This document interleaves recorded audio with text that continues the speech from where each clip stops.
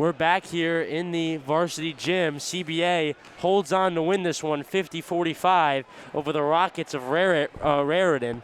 Hugh, as we kind of look back on this game, how large of a significance did Peter Noble hold over this win in general? I think you can go as far as say he really just won this game for CBA. 23 points, absolutely great game for Peter Noble. Rest of the team only had 27. They only put up 50 points on the night. Peter Noble shot great from outside all night, did a great job of cutting, creating space, and finishing at the basket and creating contact to get to the line. And towards the end, had a great play where he created space off the perimeter, drove to the middle, drew 3 defenders, got it to Feuerbacher for a deuce to give them a 4-point lead. And he really just put this team on his back, hitting free throws towards the end of the game. And I loved how he played tonight. Shot confident, shot well, and made plays for all of his teammates to really win this game for his team and keep them in the Shore Conference tournament moving on for another day.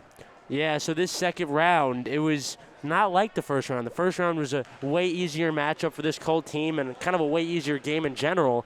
And as we kind of look back on the game we just watched, I know it's fresh, but what do you think this team can kind of learn from such a close game, playoff time, that they could take into the rest of this tournament? Well, I think, again, they really kind of came back down to earth tonight. Against Point Beach, they shot really near perfect on offense, shot great from the outside. Everyone was hitting their outside shots, and tonight that was just not the case. Throughout the first 3.5 quarters, really didn't have a lot of ball movement, really stagnant off the ball, and guys were dribbling a lot, trying to create a contested shot from the outside and taking a lot of threes, and they were not falling, and they just didn't change around their game plan. So Raritan was able to stay tight in this one because CBA did know how to adapt when they weren't hitting the outside shots like the other day against Point Beach. But towards the end, Peter Noble hitting some big shots from the outside and able to get inside to get those buckets. And CBA, their defense really hold on. The defense, again, was the story of their win, and that's what it's got to be for the rest of the Shore Conference. Their defense, frankly, wasn't as great as it normally is throughout the first half. Committed a few fouls, Latado, Joe White got into foul trouble, reaching a little bit too much, but in the second half it was great, forcing Raritan to make some mistakes.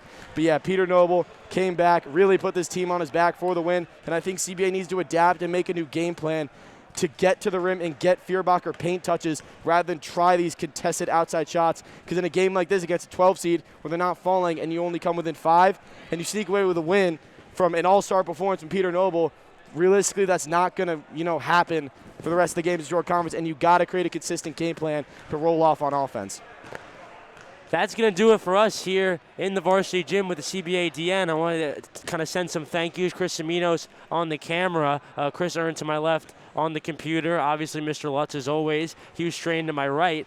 This CBA team moves on to the quarterfinals Sunday at Middletown South, where they'll take on the winner of Freehold Township versus Rumson Fairhaven. Hope to see you all there supporting the boys. And this has been your CBA Digital Network. Thank you.